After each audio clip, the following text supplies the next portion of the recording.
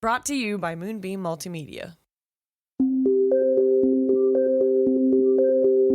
This is 16 to 1, a podcast about education, teaching, and learning.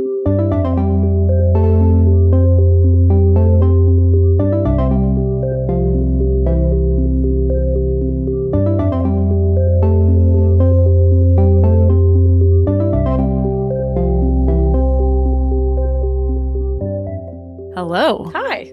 We have a guest with us today. Hello. Hi. Hi.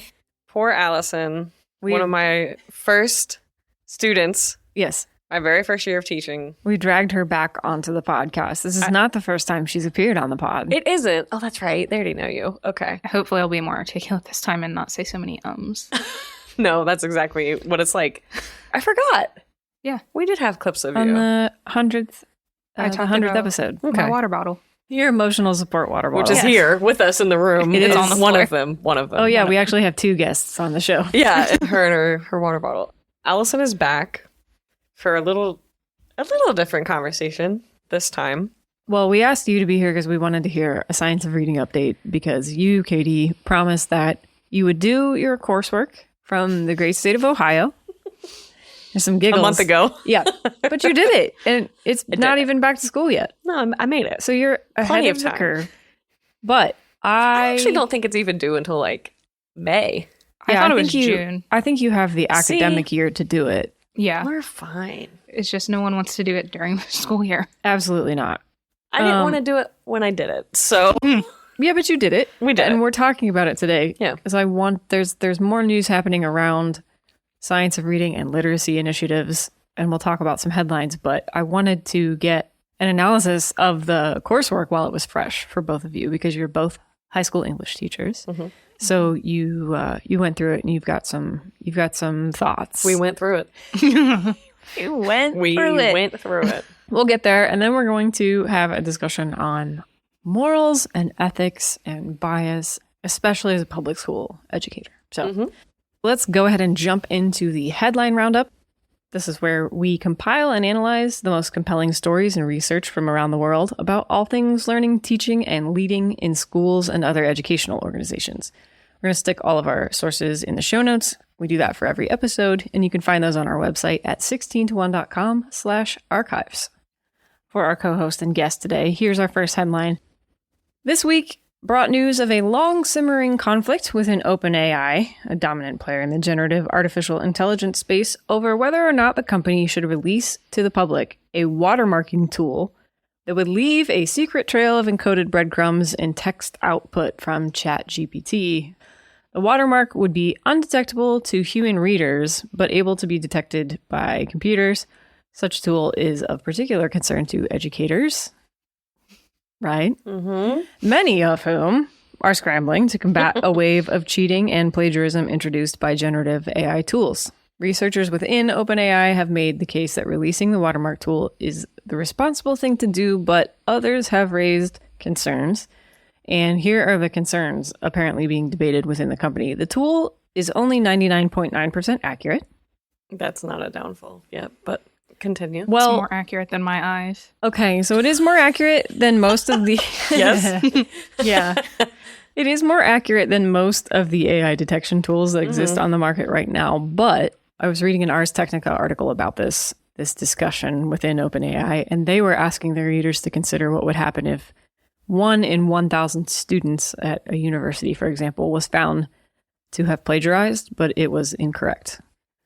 And the question is, what does that do to academic integrity, even with something that's that close? What do you do about those? This is not the case where you can just kind of be like, oh, well, whatever. It's mostly accurate. Because you could destroy somebody's academic career with 99.9% accuracy. So that's one concern. Okay.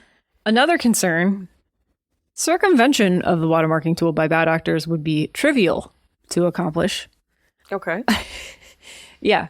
So they were saying you could do things like perhaps ask another generative AI tool to find special characters and erase them. Oh. That's one way around it. Another would be to just ask another AI tool to like rephrase or restate what's already been generated by to one. them. So I think at minimum, for kids who really, really want to cheat, this is going to introduce maybe another layer that they have to work around, but they can still work around it.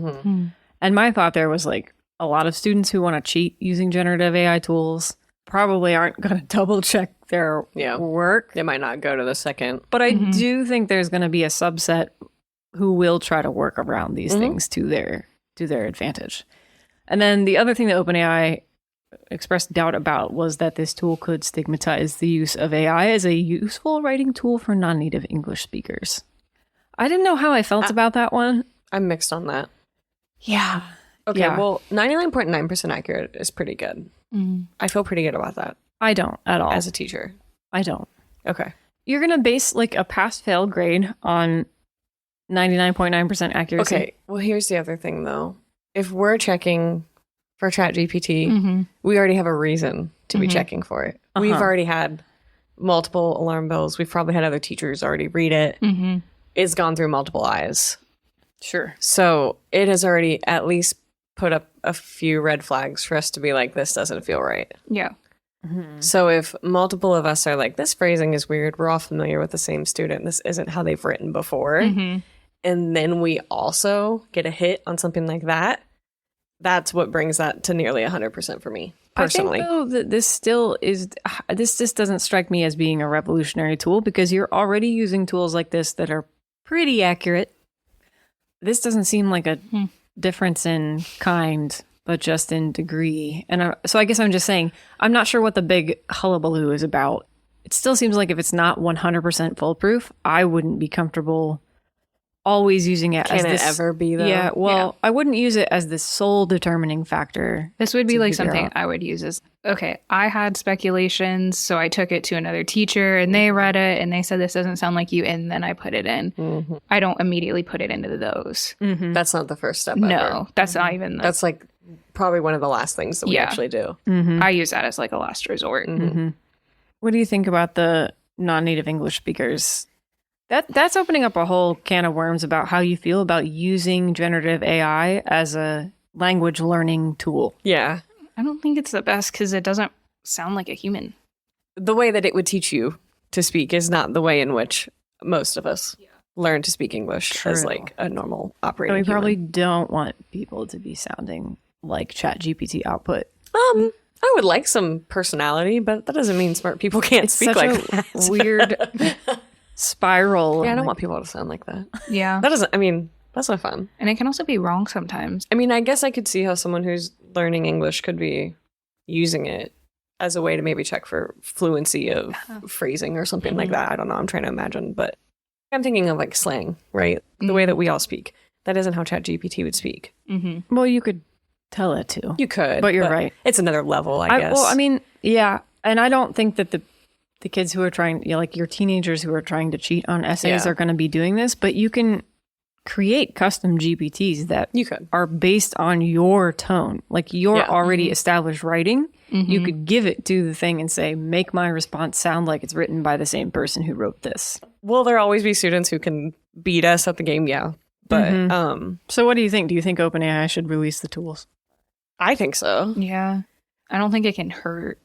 I think it could hurt, but like I think the amount of times it could hurt might be less. It would give us more ammo at least. But we're also people who work really hard to prove what we suspect. Like, we don't go chasing a shadow. Allyson and I have had conversations where we're like, ugh, I don't have enough, but this doesn't feel right.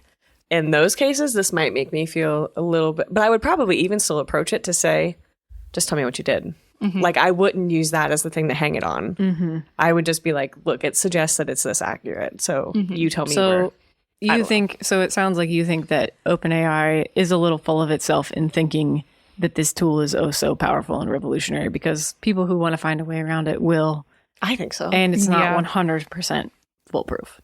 I think so. The fact that it wasn't 100% foolproof to me, I don't know. I'm not that excited. Like, I'm not that excited about it. If there's a way around it, its usefulness to educators, to me, doesn't seem to be all that great. I mean, but some of our students have copied and pasted things that said, like, insert name here or whatever. Not Yeah. that our kids can't be smart, but often they do choose to not reflect that. This is not so much about smarts, but like deviousness. Yeah, like basically. I'm just, these could be very smart kids who are just making dumb choices. So that's why I'm not too worried about it not being 100% accurate, because we already have a few red flags. Got it. I would hate for that 1 in 1,000 to be kicked out of a university, of course. Well, that's the problem, is that there are really big consequences attached to these things. So it's not just a matter of, does it work? Does it do what it say it's going to, the tool? But also, like, I've talked about this before, but I think that generative AI in general is just like a failure of communication and a failure of understanding, of them making their technology understandable to people. Yeah. The dangers of it, the plagiarism concerns with it, how it's ripping off content creators and authors and artists and all of this. Like, of course, they're not going to want to try to explain all that because they want to make it seem like the shiny new thing. But anyway, I think this is just like another thing that suffers a bit from not so much technical constraints, but ones of communicating what exactly the tool does and how it does it to lay people like educators. Sure. So, okay, ready to move on to literacy reform. Last week, a literacy reform bill in the state of Massachusetts failed to pass after pushback from the state's teachers union and some school administrators. Critics said the bill took too much of a top-down approach. That's been a common refrain that we've heard from teachers across the country as science of reading reforms pass through state legislatures. The state will still see a $20 million increase in early literacy spending via Governor Maura Healey's Literacy Launch Program for the 2025-26 school year.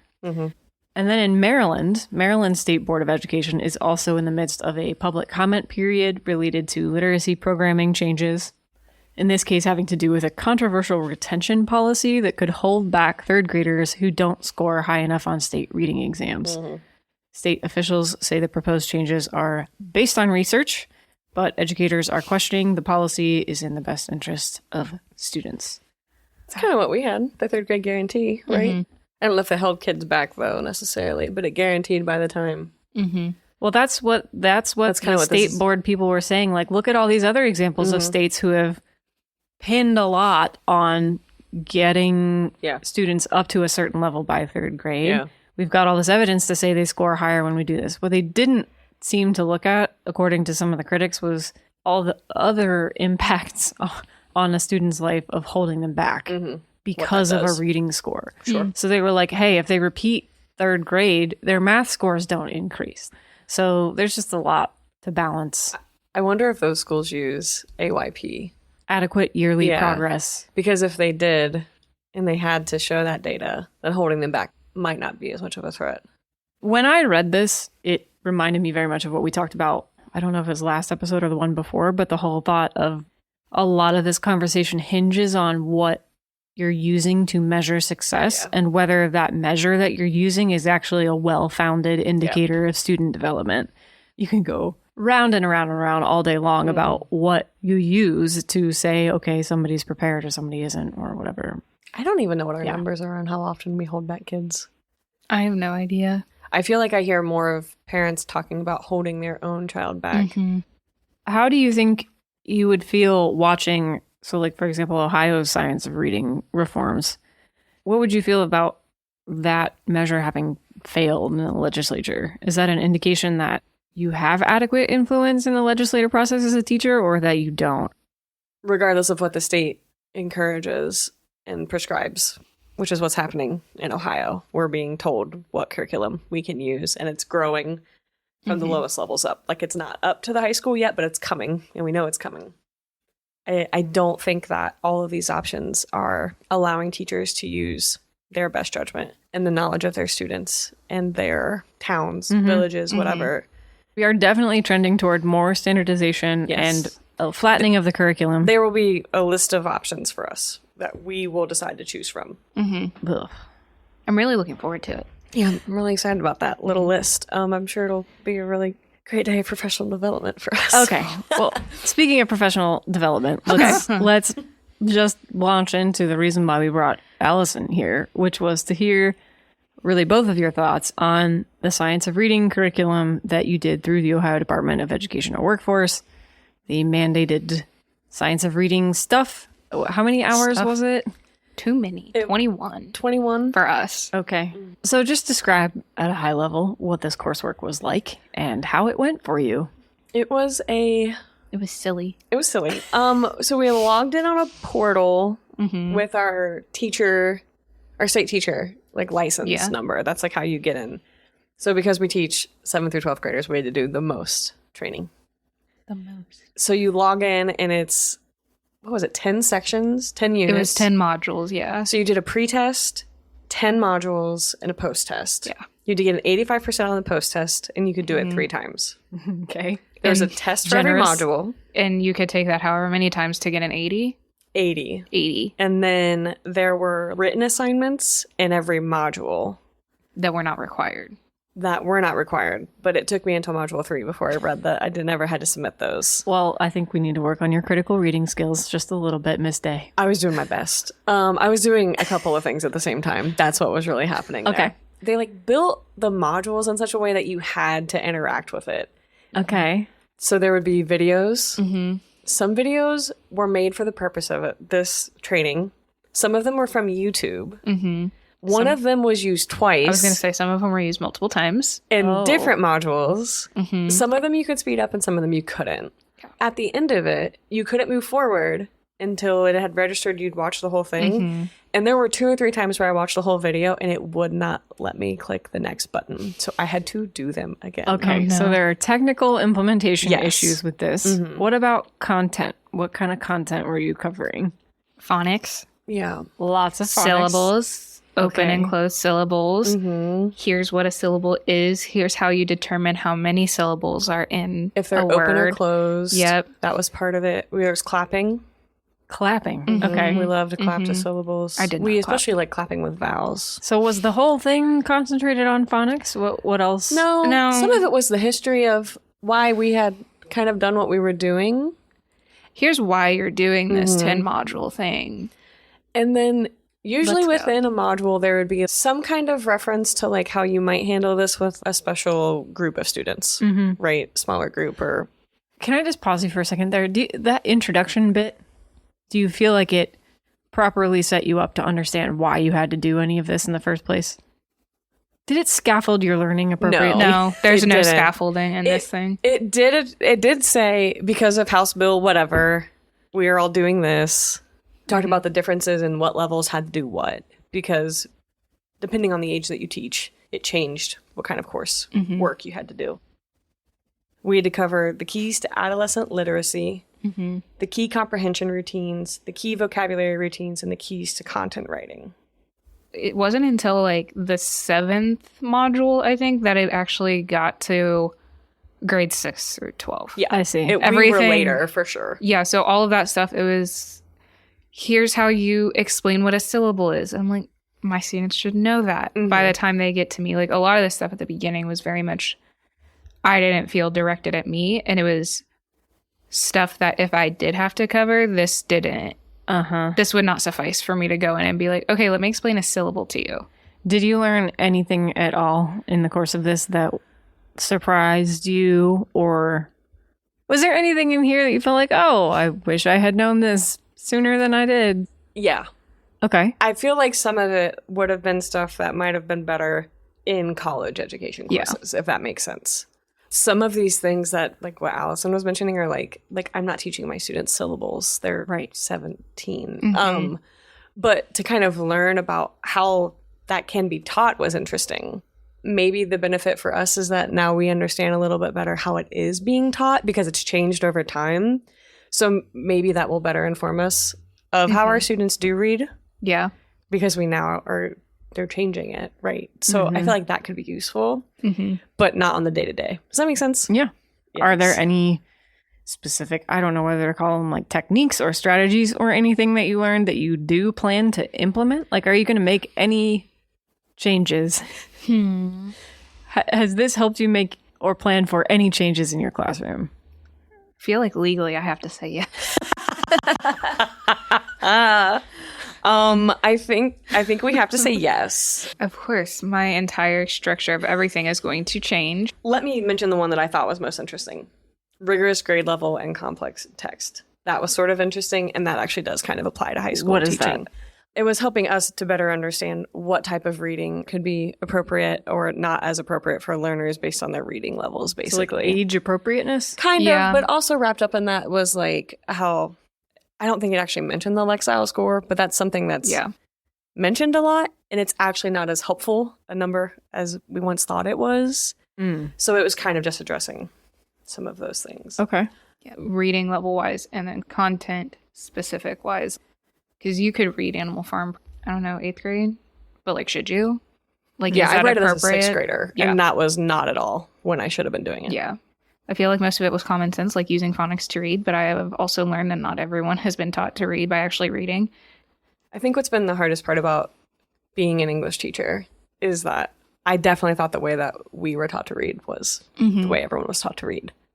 And now I'm like, what are these sounds that you're making? Like when we do these little claps or whatever in our professional development. I'm like, I've never done that before. Because we've been doing literacy training at the high school for the past couple of years leading up to this.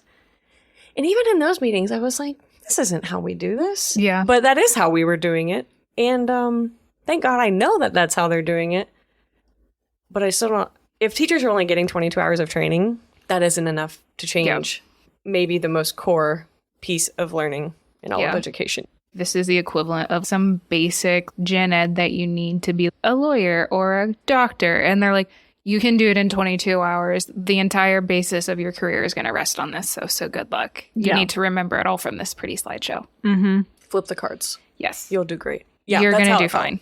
So maybe not the most meaningful professional development opportunity you've had recently. No, not recently. It felt like we were checking boxes by completing these. That's what it felt like. Someone that I talked to just kept saying it was so insulting to make us do this, to just have us sit there and be like, during my very valuable time, they're like, it just felt insulting. What would it look like if it were done well? One of my friends uses Orton Gillingham at her school. What is that? Give us a little background. It's like a science of reading method. It's like one of the programs. A lot of the stuff that they were talking about doing in this program, she had shown me because she does tutoring with Orton Gillingham. It's and for dyslexia, right? Yeah. But a lot of it was the same, like the same structure, the same like 2-column notes, the top-down webs, like the templates and everything. Like it seems pretty similar. She is not completely certified in it because with Orton Gillingham, you have to do training for 2 months. Wow. And then you have a year-long, like you're mentored by a fellow, and then you get credentialed. And there's only like a handful of Orton Gillingham fellows in the world. That sounds like it would be meaningful. So she was telling me, you know, if you're doing this and it's done quickly, of course it's not going to help. And like, even if you do it in a week, like you're not done. It's a Band-Aid. Yeah. I think that's kind of what I'm getting at with some of these questions is like, is all of this literacy spending worth it if at the end of the day it's being used to produce and distribute this kind of coursework? I actually think what really could have benefited the district is giving all reading teachers time together from K through 12. Anyone who teaches reading should be in this meeting. And we could start from the bottom up to say, how do you teach this? And then we could see directly, because even if our students take, you know, maybe they're twins and one goes to one second grade teacher, one goes to another, they might learn to read differently. So I feel like if they would have given us all a chance to be in the same room together to be like, how does it work? And what do you all do? And then we could see where they come back and converge. Because like we're at the point where they converge back. That would have been really useful. Yeah. Because then if I knew how it was being used, those modules might have been more useful to me. Because then I could be like, oh, that's like what so-and-so does in her room. Or what he does in his room. That would have helped me, I think. I had a German student, a college student that came in and observed. And he thought it was so weird that we didn't have a uniform countrywide curriculum. Yeah. Because he showed me the German curriculum. He's like, this is exactly what you will learn from K until you're done. America is just huge geographically and culturally, and there's a lot more to wrestle with when you try to think about like a nationalized curriculum. It just, what do we want American students to be equipped to be able to do? How do you translate from those policy concerns down to what happens in the classroom. Yeah. And to cover all of the populations or minority groups or learners. Yep.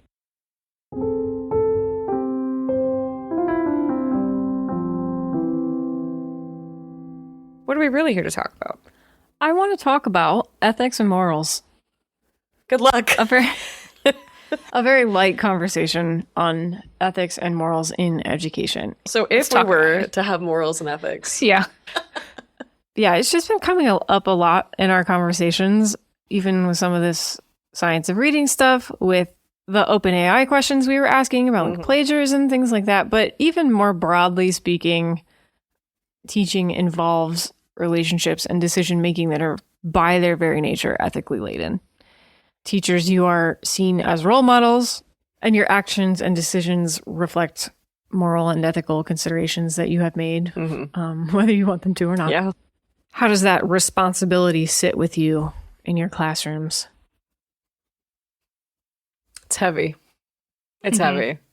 I did not realize the pedestal I was being put on when I got a job. I knew that who I was in the classroom mattered. Yeah. I didn't know it like mattered 24/7? Yeah. You're being observed And by there's- everyone ever? Yeah. And there's no turning it off. Mm-hmm.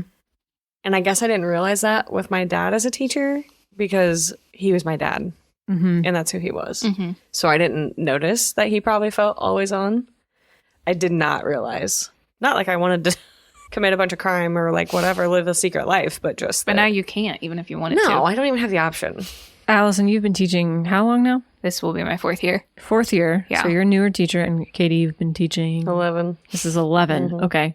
How about you, Allyson, as a newer teacher? What's your personal philosophy on being someone who has a job that has a kind of moral component attached to it like that?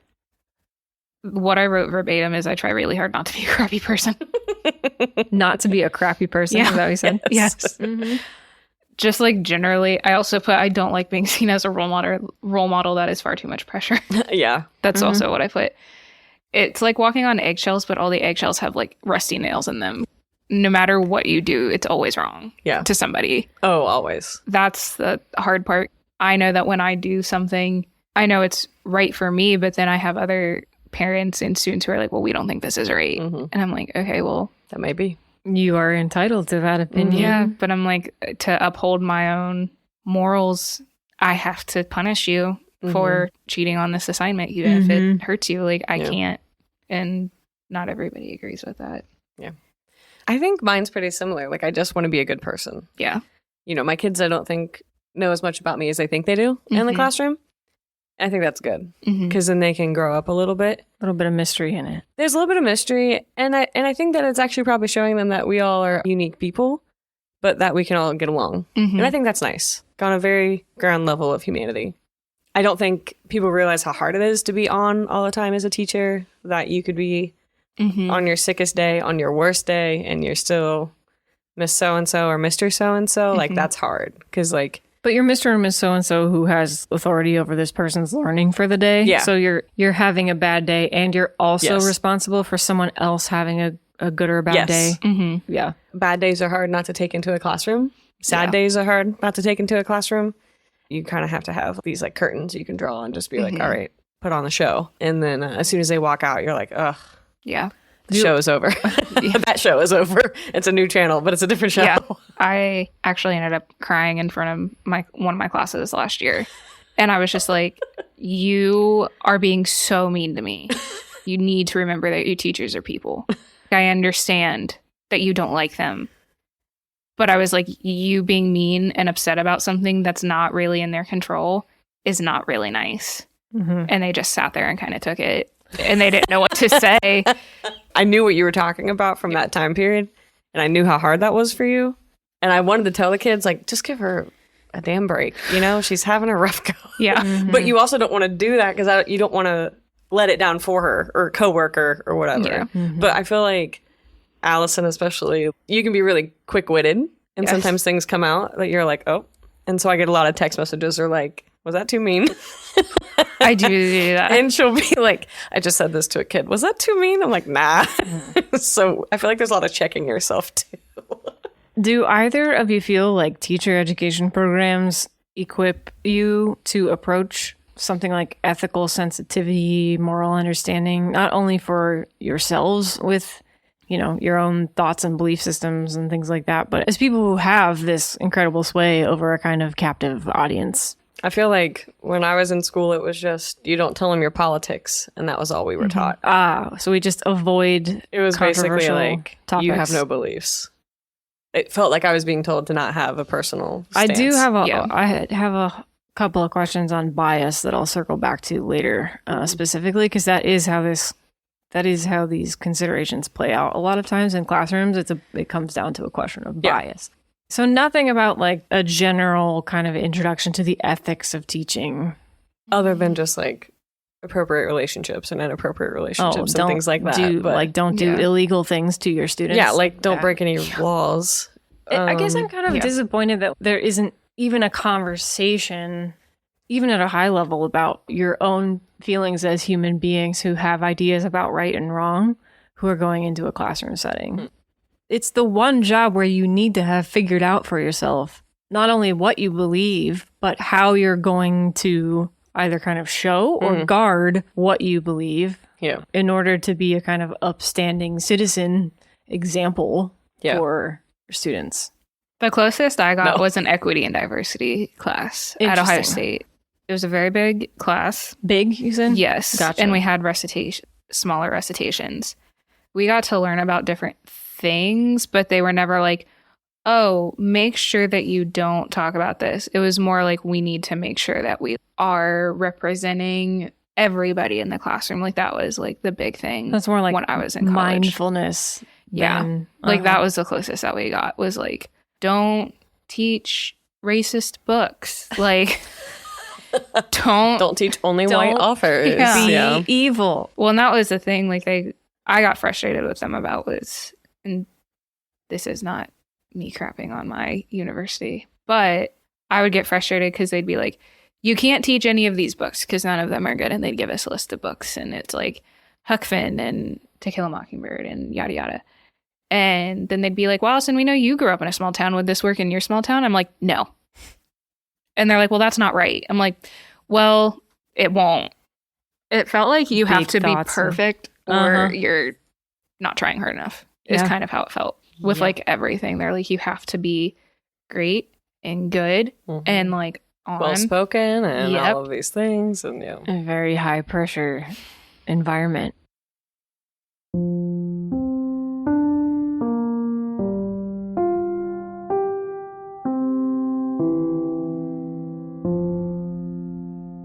Has it become more or less difficult because of our contemporary concerns to be like this ethical or moral exemplar as a teacher? More difficult. Yeah, definitely. Way more difficult. Why is that? Because the internet remembers everything? That... And it's just like, there's so many varying viewpoints on everything that you do. And they can all be amplified. And weaponized. Right. And pointed at you. Like there could be two parents who disagree about a book for two completely different reasons. Well, it's difficult because there's a sort of expectation that you like leave your moral and ethical baggage at the door. But at the same time, you aren't able to do that. Like the job demands that you not do that. Right. It's a circus. Like anything can happen on any day.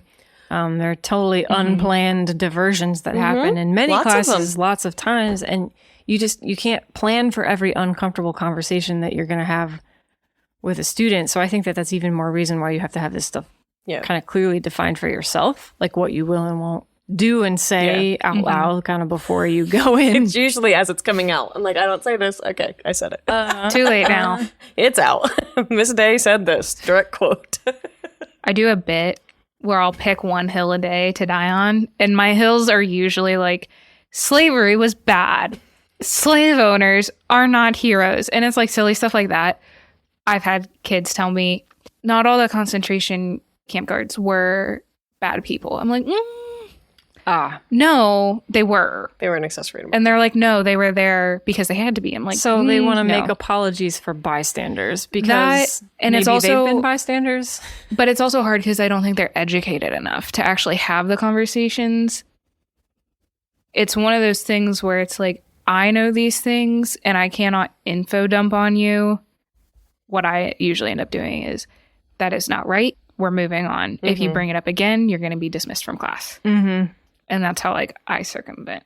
We've talked about your hills on the podcast. Yes, we have. I've referenced your hills in episodes without you, where I said, Allyson would say this is the hill. If a kid has made up their mind about something ethically dubious based on misinformation or lack of information, how much or how little do you want to redirect questionable beliefs, or do you just kind of do more like what you just said, where you're just like, we're going to drop that for now? Like, which is more effective, do you think? Depends on the kid. Yeah, because I was going to say some of those kids are very argumentative and they're like, well, you're not right. And like, you don't know. And I'm like, I do know. And it's one of those things where I'll be like, okay, where are you getting your information from then? You have to tell me this. Like, you have to make the defense. I think the difficulty there is like engaging means that you're spending time entertaining the argument that on which one side is probably very much less informed than you. I've also had students though jump in and be like, to you're correct being peers. Yes. And they're like, that's not right. She's already told you. Because they also get tired of it, those ones that are not engaging in that nonsense, because it is nonsense at certain points. Yeah. I mean, it's hard because it's not like you're sitting with a room full of adults who know better. You're actually getting like the really raw, unfiltered, like these kids are just mainlining the internet and social media 24/7. And they're young learners. They don't have a lot of life experience. They haven't read a lot of history.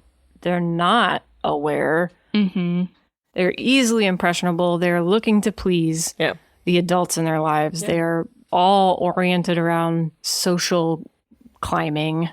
I feel like most of those conversations for me have been like, where did you hear that info? And they'll be like, oh, so-and-so has told me. And it's like someone at home or whatever. And I'm like, have you read that anywhere? Like, I'll usually try to like go that route to be like, you know what we do in English class? We support our claims, like I'll make it like whatever. So you try to like run it back to the goal, which is like well-informed arguments or statements. And then that's kind of like where I hope it goes. And then usually it'll get to a point, I'm like, did you find that info anywhere? And they're like, oh, I can't find an article about it. I'm like, well, if you do, let me know. And that's kind of a natural end to it. It's a good way to follow up. And it's make not you me cite your being sources. like, you dumpty dump. Like, what are you doing? That's way nicer than I am. Yeah. But, and I'm not always, let me be clear. But sometimes like, the arguments are just so, like, no, but in some cases where it's just so egregious that I'm like, well, you have to. If you find the research, let me know. And that's I mean, that's a good way. That's a good way to kind of invite an opportunity for further learning, and also shut down the time wasting impact of those kinds. And of it does questions. both. It does both. Yeah. If there's like something that happens, for example, let's say I have students who say that Helen Keller was not real, which has never happened. But if that does happen, sometimes I take what they're arguing and I will make an entire lesson about it. Make a 2-day lesson on it. Yes. And invite the assistant principal in to observe me. And I got a really great slideshow out of it. Cool. I'll do stuff like that too, where it's like, okay, let's actually learn about the things that she dealt with in life. So it's like in the moment, I can't necessarily do that, but like after the fact, I'll be like, oh, okay, no, we need to learn about this. Let's do the learning. Do you think that students benefit from formalized lessons or programming in like ethics or character development or civic participation or, social responsibility, things like this? Do you think it is better to set aside like kind of obviously dedicated time to cover these topics and questions, or does it work better when you work in those questions into your sort of day-to-day teaching life? I feel like for me, it's usually the day-to-day stuff. It's the characters we talk about in the reading. It's the people in the articles we read. It's the interviews we watch. I think we do a lot of that when we talk about the characters. I teach Antigone, and there's a lot of really interesting questions that people can wonder about that story, and we talk about them. Kids all the time will be like, man, what would you do if you were Antigone? And I'm like, that's a great question. What would you do? And so they can understand the absurdity of her situation. They can understand the trauma or, like the levels of issues that are happening in Antigone's life because of her family shrub. Well, you're saying they can understand it, but you're actually, I think you're downplaying your own role there. You're facilitating their coming to understand it, which is why and your ethics as an educator are important here. And I think they are, but I don't set out when I teach Antigone to be like, You're not moralizing. No. I really don't try to, because I've had kids say, oh, I would not have done what Antigone did. Or I've had students say, I would have done what she did. And I think they're both right. Sure. But I actually think that's why I love teaching literature so much, is because I do get to do those things with characters. Yeah. My kids love to make fun of Julius Caesar. Do you know how much fun it is to be like this guy, That one. Yeah, this fella. That's a good example. What other kinds of things do you do to equip your students with tools to approach ethical and moral questions? I guess it's a lot of letting them draw on their own connections. If that's a previous something they've read, or if it's a story like they've heard. I taught Maya Angelou for the first time last year, and I was really surprised by how many kids would say, this kind of sounds like this person, or this kind of sounds like this person, and they could find people in her writing. They could still make those connections. So you're saying building the capacity for empathy? Yeah, basically? I think so. And I think students want to. I think their humanity is really interesting, and I like to see it. And they haven't had a chance to like flesh it out yet. And that's what they start to do. In real time, we get to watch it happen. Which is really fun. Because like they'll trash Myrtle from Gatsby when she runs in the road. They're like, well, no one would do that. I'm like, okay, but let's say you're being beaten by your husband. He's forcing you to move away from everything that you know. What would you do? And they're like, well, I would simply blah, blah, blah. And I'm like, okay, but what about this? And it's just questioning like, okay, let's actually put ourselves in this person's shoes. Like we can't we can't fully understand it, but like, let's try. So you're giving people opportunity to rethink snap judgments. I think so. I mean, and that's what critical thinking is. Critical thinking is like forming an idea and then hammering on it again and again and again until it is kind of internally consistent to you. Yeah. Like, and that means you hold it up to the light, you examine it, you put it up for scrutiny to your peers, to your teacher, to whatever it is. You work on the thoughts that you're having until they actually make sense. I'll do this thing a lot, and it's intentional. I don't think the kids have caught on yet. So I don't know why they'd listen to me, but turn it off now if you're listening. I'll do this thing when somebody starts to talk about something that I think is really interesting, but it's not complete, right? Like they're still working through it. I'll usually start like poking around my desk or act like I'm doing something or like act busy because they'll fill the silence because I'm not there to like immediately coax it. You know what I mean? Like I'm not guiding it somewhere. So teaching ethically is about silence sometimes. Sometimes because I'll be like, two of my favorite phrases are, what's that mean? And what do you think that means? Because sometimes... What's the other favorite? I already forgot it. I had two and I forgot the first. Okay. What's that mean? And I think it's just what's that mean? I think they're both that. Can you elaborate, please? And it's usually lighthearted enough to be like, I think you're onto something, but I don't know what you said, but I'm interested. But it's not poking, it's not targeting, it's not... It's not even picking out any particular part of what they said to call attention to it. Because they get to decide. Yeah. Where was I going with that? And if Miss Day is asking, what's that mean? What am I trying to say? And I found that when I do that type of poke, it's so much better than like honing in on a phrase and being like, so you said this. Because if you do that, their tendency is going to be to people please and fill in the blank with how they think that you're leading them. From my own experience, I can say I definitely did that, especially as a younger learner, a teenager. You're more likely to provide the answer that you think is being prompted. Yeah. So I think those types of things, you have to be aware of it enough to know when the moment is. But I do like asking, what's that mean? Because that gives them a chance to maybe more fully flesh it out. Because there's also been times when I'm about to shred a student for something that sounds horrible when it comes out. And I'll have a moment to be like, what do you mean there? What's that mean? And they'll be like, well, I meant, and then it clears itself. And so that saves me the wrath of whatever I was about to unleash. Yeah.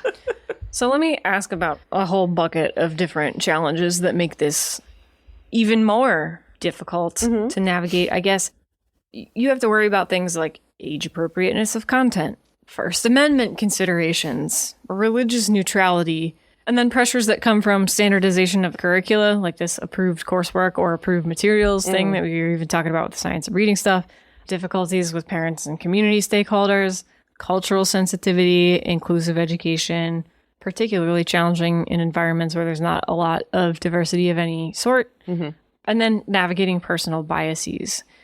Are any of these things more top of mind, causing you more troubles in your day-to-day classroom teacher lives right now? There are so many that just emerge at random points and then kind of go away.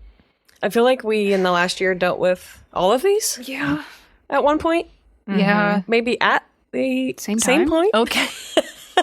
Are you talking about a book challenge? We had a book Hypothetically. challenge. Hypothetically? We had a hypothetical book challenge. So we had a book challenge. It addressed... A book challenge bunch of is a these. great test case for working through all of these questions of ethics and morals. And Was it? yeah, It was my hill. you hit the hill that you died That on was her last yearly year. hill. That was my yearly hill. I never had one of those before.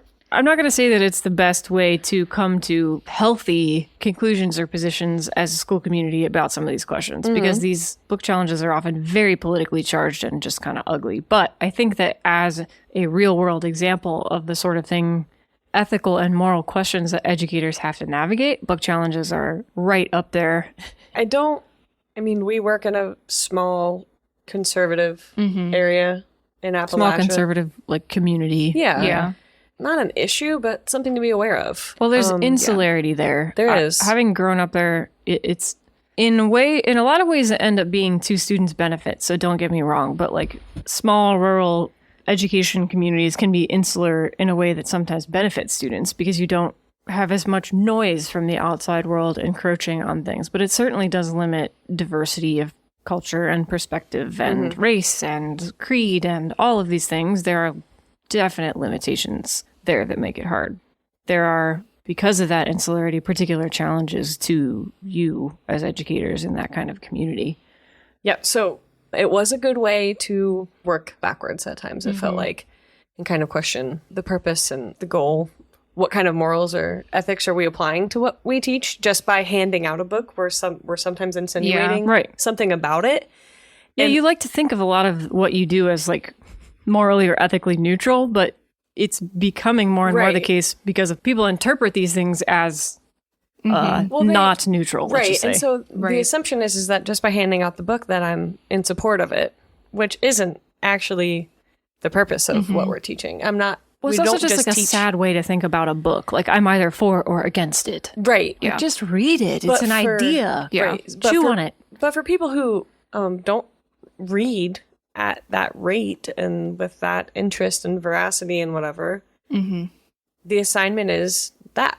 That's kind of something I feel like we really came to terms with last year, was that I'm going to talk about Antigone again. I'm not assigning Antigone again because I support what happened here. Yeah. I've assigned Antigone because it's an interesting story. It's not because you're Oedipus's number one fan. It's not because I run the fan club account for the Oedipi. I'm not sure if that's the plural. I'm sure it's not.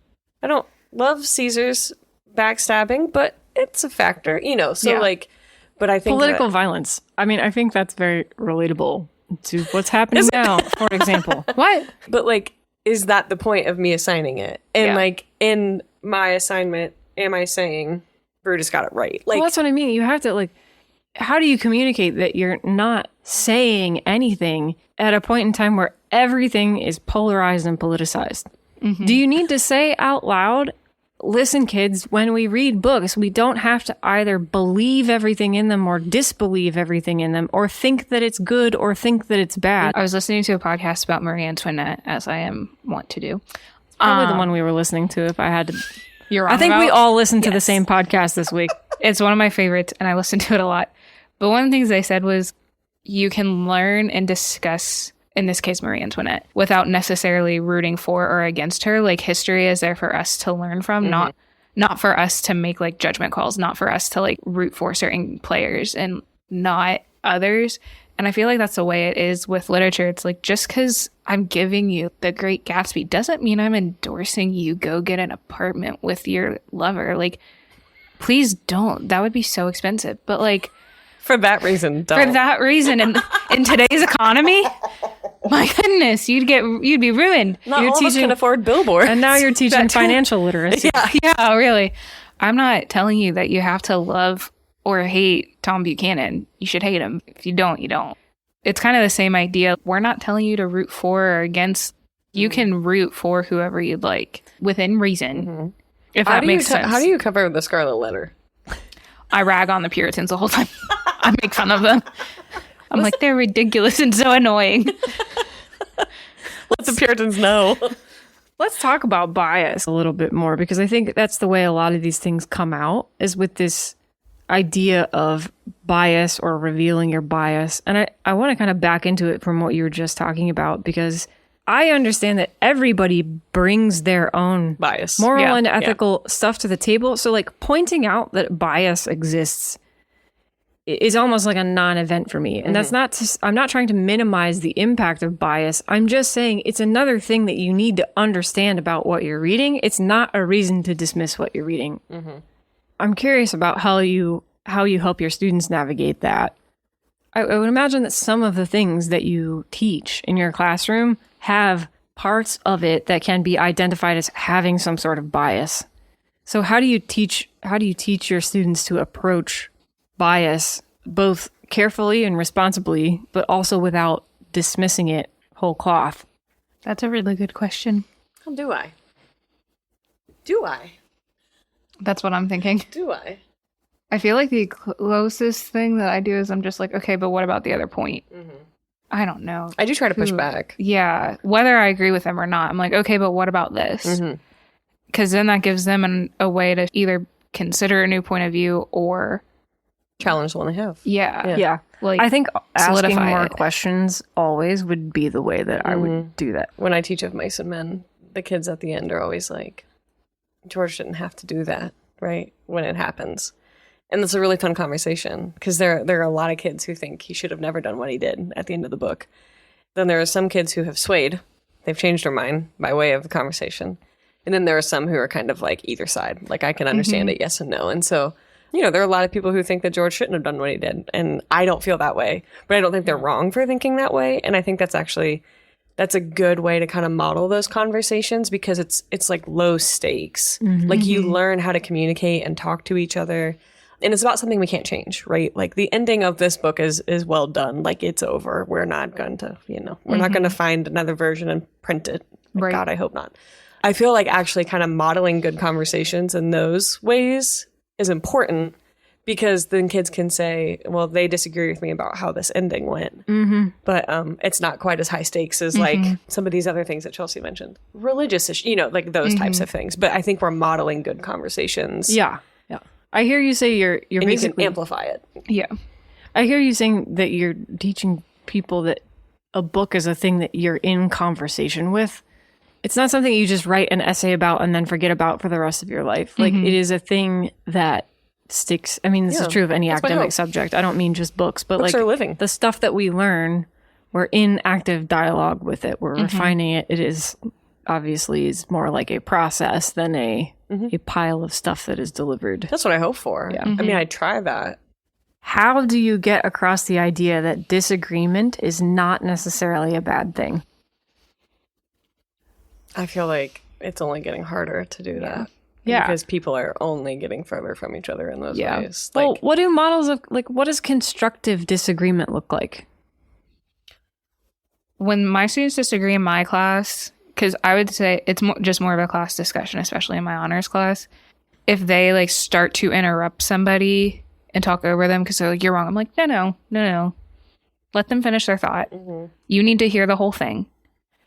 I tell them all the time, you're going to work with people that you disagree with, whether it's something major or minor, and you need to learn to do it. Like, you need to learn to be polite about it. And usually it's fine. Yeah. I've never had any big issues. At least in that class. So some of it is just sort of like managing conflict and modeling the managing of conflict. Yeah. I feel like in those cases, that's mostly what I'm trying to do. I'm trying to allow everyone to have the same voice. And I'm trying to encourage those who might be more unwilling to share to feel just as safe.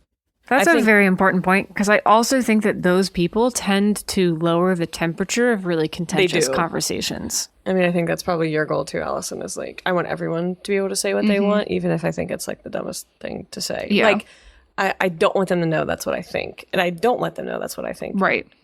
I'm sure there are cases where I was like, well, hold on. My face speaks for me sometimes. Sometimes my face says it first, yeah. But I do my best to give space to anyone, regardless of the hill. I think the other thing is like, and I kind of hate this phrase, but it really still stands true, is like, don't raise your voice and prove your argument. I know it's so goofy, but I really do feel that way because especially teenagers can be emotional. And sometimes what they think is an argument is just yelling. Yeah. And they don't know the difference. And that might be because that's what it's like at home. Yeah. Or in another part of their life. And so I feel like sometimes we're kind of undoing a little bit of those types of social niceties. You know what I mean? Like sometimes I'm like, do you speak to people other than me like this? Or is this just your voice? Because some kids don't know that that's not how you speak. You know, sometimes what you're teaching them is the polite way to disagree. In some cases, you know, I've had kids get really passionate about things and it sounds like they're yelling at someone. Yeah. You have to be able to, you know, harness yourself. And that's hard. If I get too emotional, I cry. That's who I am as a person. Me too. If I get too worked up, I'm like, and then I get mad at myself. And then I'm angry, you know? So here I am trying to help my kids through this, but it's the same thing I struggle with. I was going to say, That's why I started. it's a really difficult thing to navigate because I can't say for myself that I can easily switch in and out of being super worked up about something, especially if it's like very personal. Or if I feel like my rights are being limited by something like, you know, a law or a policy or something I consider to be unjust, or I see somebody being treated badly, I get really upset about those sorts of things. And I think it would be really hard as a teacher because at a human level, you want people to be able to be upset about injustice. Yes. Like, You do. it is a natural thing to be upset about injustice. Yeah. But yet at the same time, But usually you it's not have enough. educational goals. Yeah. When it's usually not enough to just be upset. Right. Me being upset is part of the process, but that isn't the most effective part of it. And so I try to like see them through that to make sure that like, well, that's a good feeling, but like, you know, tell me more. Basically. Cool. All right. Any final thoughts, parting shots on this? Pick good hills. Yes. Pick one hill. One good hill a day. Only one. You can't have too many hills. Because then you're just going to get tired. You'll get too worked And up. you get a mountain a year. Yes. What's your Everest? What's Pick your an why? Everest What's and your go Everest? with it. This is base camp. This is...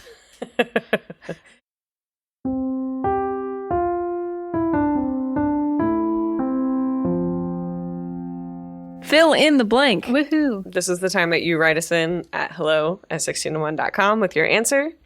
We send you stickers. You said that you know the person who wrote in with the fill in the blank answer this She went week? to school with me. That's fun. So, So why don't you take Here we last go. episode's question? Yeah. all right. Last Olympic question. Uh-huh. What was the only new sport added to the 2024 Summer Olympics? And it was breakdancing. Yeah. I didn't see any of it. Breaking? Neither. I didn't either. We'll have to go through Peacock and find Yeah, it. I think we recorded a lot of this stuff to watch Yeah. later, legally through the VOD feature. To be clear, not Yeah. in the don't Very come at me legal. Olympics committee. Thank you. The IOC is on it. They're always listening. They're interested they're in at the morals and door. ethics. Yeah, they of all people are very concerned with morals and ethics. This week's question is courtesy of Allyson. You recently traveled to Boston. You were telling us about your travels earlier today, but you had a fill in the blank question for our listeners based on your trip. Would you like to ask that? Sure. Okay. How many libraries does Harvard have on their campus? Harvard University. How many libraries? More than I expected. Oh, really? I was surprised. Okay. That's all. Okay. Yeah. Our last segment here is where we talk about what we learned. What if it was none? What if Harvard had zero Zero libraries. libraries? They were like, go to the BPL. Actually, we don't like books. Okay. Go to MIT. Yeah. You're going to go down the street. Right down the street. You're going to pass Boston College and Yes. then go to the JFK Library. Good luck. Count your smooches. Yeah. Which is an official measurement. Wow. I need to get to Yes. Boston. You do. It was fun. How far? What is a mooch? Smooch. Smooch. Smooch. What's a smooch? It's the length of a guy, like it's his last name, like I forget his first name.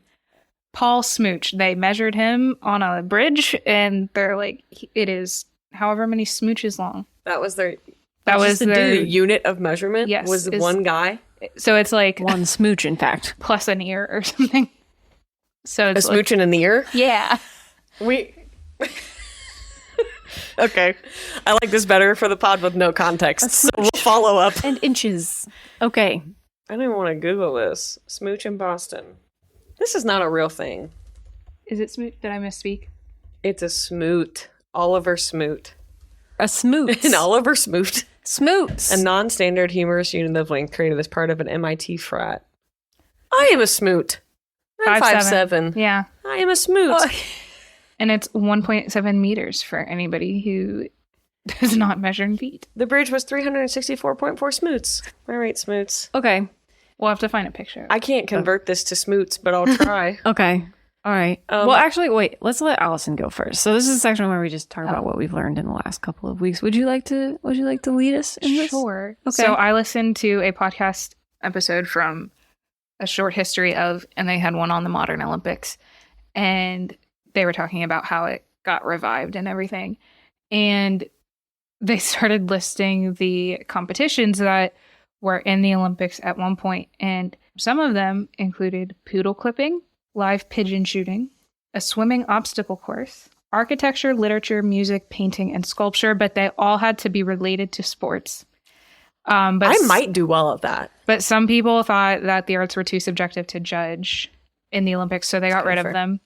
And they also thought that women were not able to run long distances, so women were not allowed to run further than 200 meters until the 1960s in the Olympics. You learned a lot. You know, women. It was an hour-long Famously podcast. incapable It of covered a running. lot. Poodle clipping. Wait, Poodle what is clipping. Live poodle- pigeons? That is Yeah. rough. Yeah, for the Yeah. pigeons. Ooh, I prefer the clay ones. What is poodle clipping? Yeah, but I'm guessing dog grooming? grooming? like, I'm guessing- like talking sheep about? shearing. But Sure. for poodles. But I was also Oh. thinking about the swimming obstacle course in the Seine, and it's like, are you dodging a coli, or are you dodging like a tire, or like a bike, or like what are you Or a dodging? body. broken glass. Yes. Yes. Okay. Oh, and at the beginning, women were only considered eligible to compete in events that were considered feminine, and that included tennis, croquet, and golf. Croquet. So feminine. Ye old feminine sport. Ye old croquet. wickets. Okay. So I hope that wasn't too much. I know. No, that was plenty. Okay. Thank you. I learned about the Olympics as well. Of course I did. Oh, okay. So we were watching the steeplechase.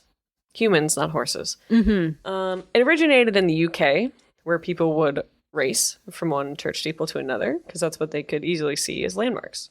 When it moved into an Olympic competition, they had to create the barriers that you might have seen running from town to town, like a stone wall or a stream.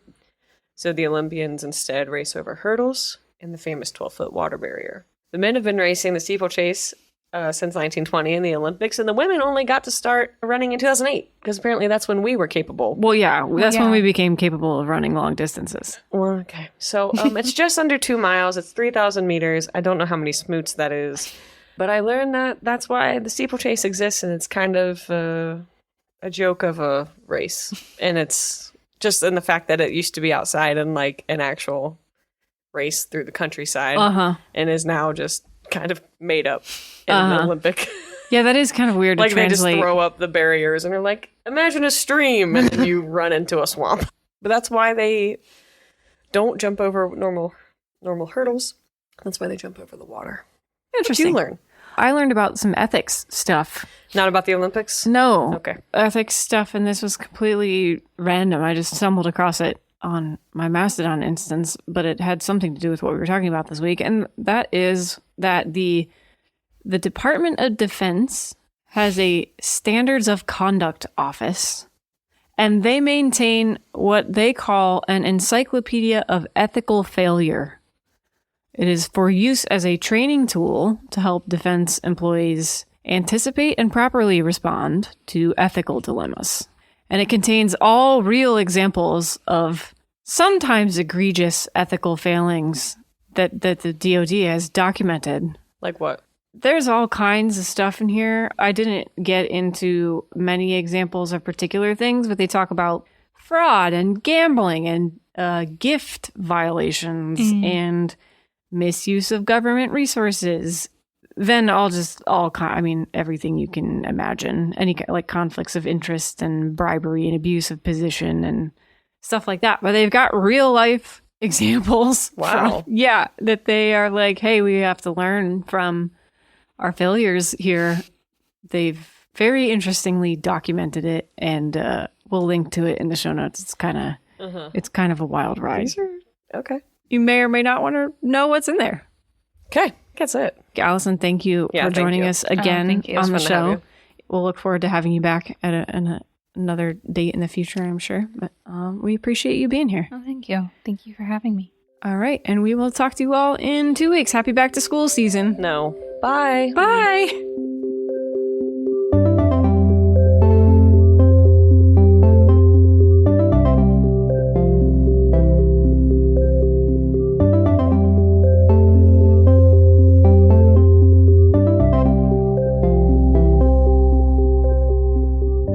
Hey listeners, thanks for supporting 16 to 1. We're your co-hosts. I'm Chelsea Adams. And I'm Katie Day. Find our show notes, archives, and resources, sign up for our newsletter, or get in touch with us via the contact form at 16to1.com, all spelled out. We are so grateful for our listener support. If you enjoyed this episode, please consider subscribing to the show and telling your friends or colleagues about it. The show is edited and produced by you, Chelsea Adams, and you're also responsible for our show's music. And you, Katie Day, serve as lead researcher and social media manager. Thanks again for listening, and we'll catch you next show. There's like kind of a dirty joke in there somewhere that I thought we were going for. We were not. We were not going no, for that. I was not. I was like, I was telling you something that my We is tour you. guide told me about. He showed me a good. picture of, Paul Smooch? I don't know if that's his first name.